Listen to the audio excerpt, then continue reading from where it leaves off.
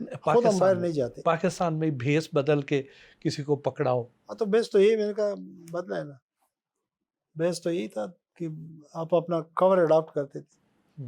یہ خاد الذوالفقار تھی، ہم نے تو ایک بٹالین آرمی یوز نہیں کی تھی، الحمدللہ سمیش کر کے رکھ دیا تھا. ان کا ایک گروپ تھا آیا تھا پورا، یہ پنڈی کو اڑانا تھا. منوں کے حساب سے بارود لائے تھے وہ، چونکہ میرے آدمی بیچ میں تھے، ہم تو ان کو ادھر لڑا دیتے تھے. تو پھر جب یہ آ رہے تھے تو ہمیں وقت سے مل رہا تھا. یہ 3 گروپس آئے، انہوں نے پنڈی مختلف جگہوں پہ بیٹھنا تھا. ایک آدمی جو ان کے ساتھ تھا وہ میرے ساتھ گاڑی میں بیٹھا تھا. پہلے میں تو قبضے میں لے لیا وہ بارود جو ان تک پہنچنا تھا. پھر ایک گروپ کے لیے، دوسری ایک کے لیے میں خود بھی تھا جس کو پکڑنا تھا. وہ فوارہ چوک میں تھا، رات 1 بجے کا ٹائم تھا. وہ میں نے اپنے بندوں کو وائرلیس پہ اشارہ دے دیا کہ ایسا جا کے، تو جب وہ گئے تو اس میں جو گروپ لیڈر تھا وہ ٹیررسٹ کا بڑا چنار کا تھا، 6 فٹ کا، وہ بھاگا. جب بھاگا تو وہ تیز بھاگا، تو میں اچھا رنر تھا پاکستان آرمی، میں اس کے پیچھے بھاگا. اور جب میں قریب ہو گیا تو میں نے یہ پاؤں اس کے پاؤں کے آگے کیا اور وہ گر گیا. تو میں اس کے اوپر بیٹھ کے میں نے انگلی اس کی ادھر رکھی، میں نے کہا لو مت. یہ سمجھے پسٹل رکھ دیا، اس کے پاس بھی پسٹل تھا. تو پھر اس کو پکڑ لیا. تو پولیس والے بھی تھے ہمارے ساتھ، ایس پی تھا، ڈی اے جی بھی تھا. تو انہوں نے کہیں انٹیریئر منسٹر کو یہ واقعہ سنا ہے کہ اس طرح رات کو ہوا، جو میجر ہے اس نے کمال کر دیا. تو مجھے ضلع امیت گل نے دفتر بلایا، انٹیریئر منسٹر نے ان کو بتایا تھا یہ واقعہ. تو مجھے کہتا ہے کہ ویلڈن بڑا اچھا آپریشن، رات کو سارے پکڑے گئے، یہ ہو گیا وہ ہو گیا. میں نے کہا سر، تو میں نے ٹیررسٹ کو چیز کیا تھا، پیچھے دوڑے. میں نے کہا سر دوڑا تھا. تم پاگل ہو چکے ہو.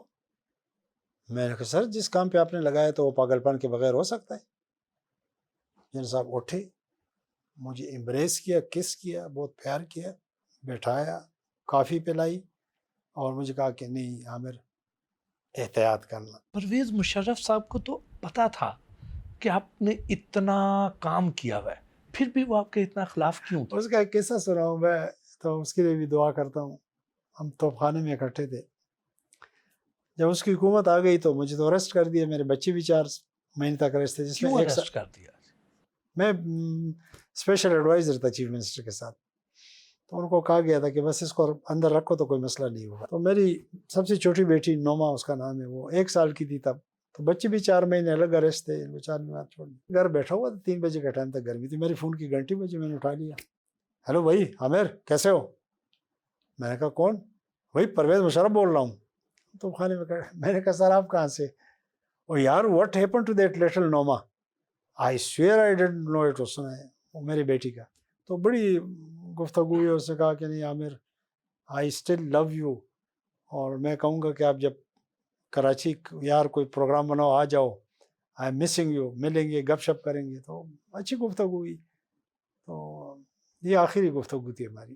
جنرل ایوب صاحب، صدر ضیاء الحق اور پرویز مشرف، ان تینوں میں سے کس کو زیادہ بہتر حکمران سمجھتے آپ؟ دیکھیں جنرل ایوب خان کو تو میں نے نہیں دیکھا، میں اس وقت اسکول میں تھا، چھوٹا تھا. تو پہلی بات تو یہ کہ ان تینوں کو حکومت کرنے کا کوئی حق نہیں تھا.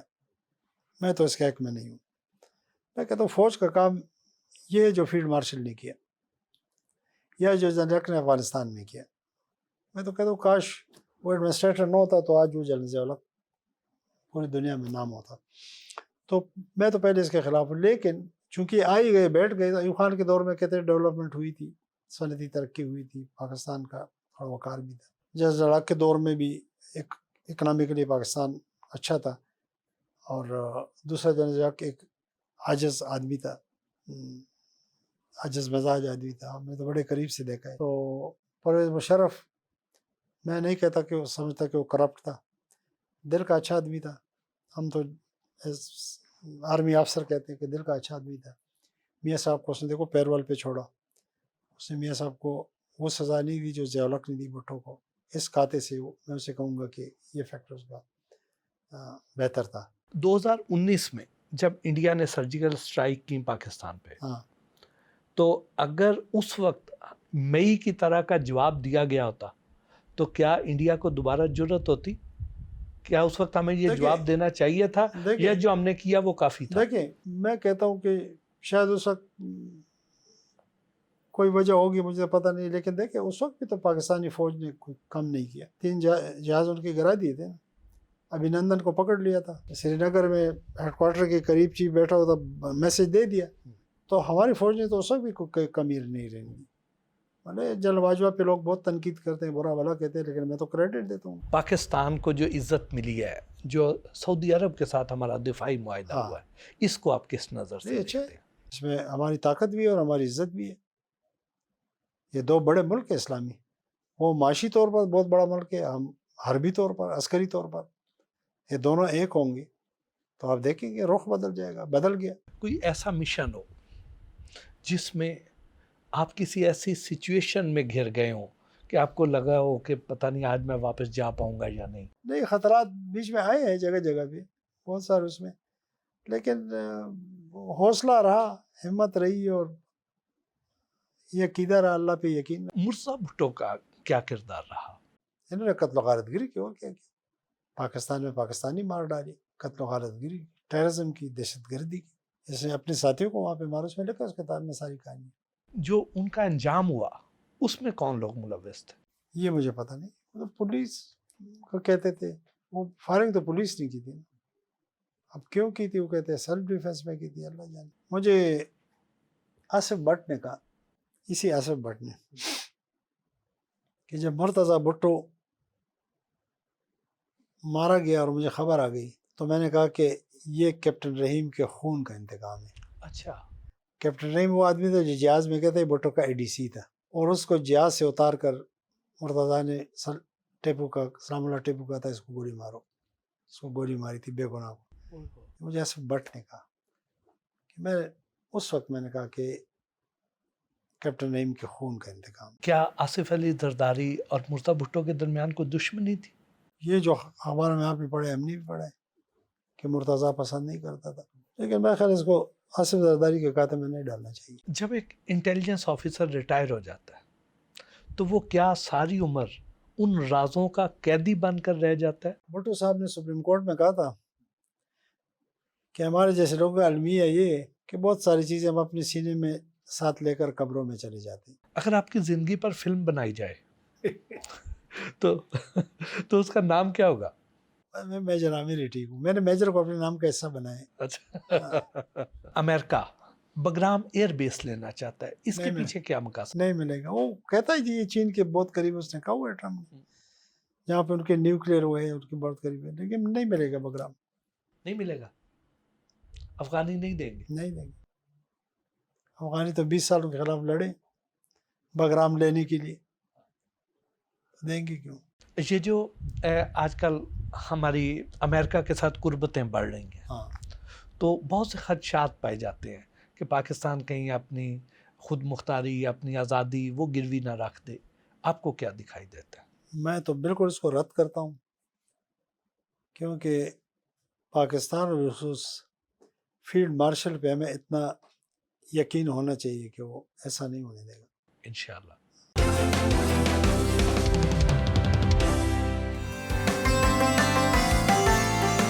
میجر عامر کی رہائش گاہ کے خوبصورت لان میں ان سے ہلکی پھلکی گپ شپ بھی ہوئی.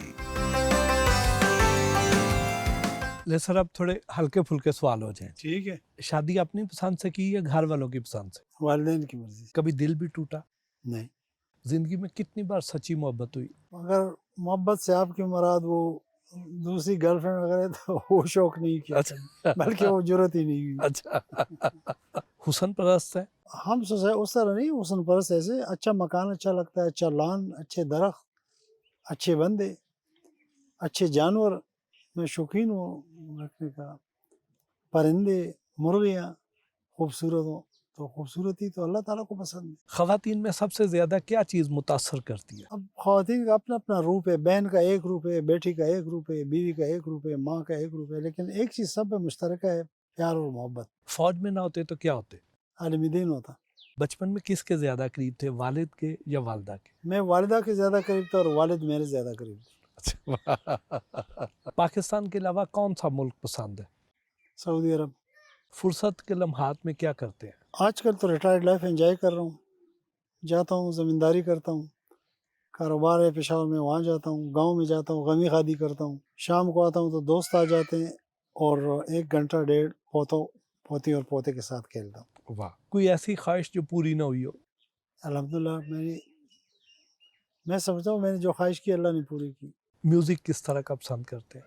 کوئی خاص پسند نہیں، لڑکپن میں سنتا تھا، لتا پسند تھی، رفیع پسند تھا، مکیش تھا، پاکستانی بھی مسعود رانا پسند تھا، نور جہان کو بھی سنتا تھا، لیکن کوئی شوق نہیں تھا ایسا، بس سن لیا تو خوش ہو گئے، نہیں تو وہ بھی جوانی میں۔ فلمیں اور ڈرامے دیکھتے ہیں؟ بہت دیکھی تھی جوانی میں۔ فیصلے کرتے وقت دل کی سنتے ہیں یا دماغ کی؟ دونوں کی۔ آپ کی سب سے اچھی عادت اور سب سے بری عادت کیا ہے؟ اب مجھے پتہ نہیں میں کیا خود ستائی کروں، لیکن دوستوں کے درمیان خوش رہتا ہوں، دوست نہ ملے تو پھر اداس رہتا ہوں، اور تھوڑا پوزیسو ہوں سب رشتوں اور دوستوں اور تعلق کے بارے میں، یہ اس کو آپ بری عادت کہتے ہیں۔ اپنے آپ کو ایک لفظ میں بیان کریں۔ انسان۔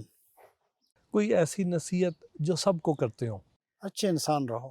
کوئی ایسی بات جو پلے باندھ لی ہو ہمیشہ کے لیے آپ نے؟ لوگوں کو خوش رکھنا اور خوش کرنا۔ ان شخصیات کے لیے ایک ایک جملہ آپ نے دینا ہے۔ جنرل عاصم منیر، اللہ کی مدد ساتھ ہے۔ عمران خان، بہت کچھ دے سکتا تھا اور کر سکتا تھا لیکن نہ ہو سکا، اس کی مختلف وجوہات ہیں۔ نواز شریف، ایک باوقار آدمی، آصف علی زرداری، یاروں کا یار، شہباز شریف، اچھا ایڈمنسٹریٹر۔ شوکت عزیز، اس مہمان اداکار کے بارے میں کوئی برا لفظ استعمال نہیں کرنا چاہتا۔ شاہ محمود قریشی، نارمل، بلاول بھٹو زرداری، محنتی نوجوان، مریم نواز، محنتی، مولانا فضل الرحمان۔ سب سے بڑا ہوشیار سیاستدان، عقل مند اس وقت، اور یاروں کا یار۔ سر بہت بہت شکریہ، آپ کے ساتھ سارا دن گزارا، بہت کچھ سیکھنے کا موقع ملا، بہت اچھی یادیں لے کے جا رہے ہیں۔ مجھے بھی بڑی خوشی ہوئی آپ سے مل کر۔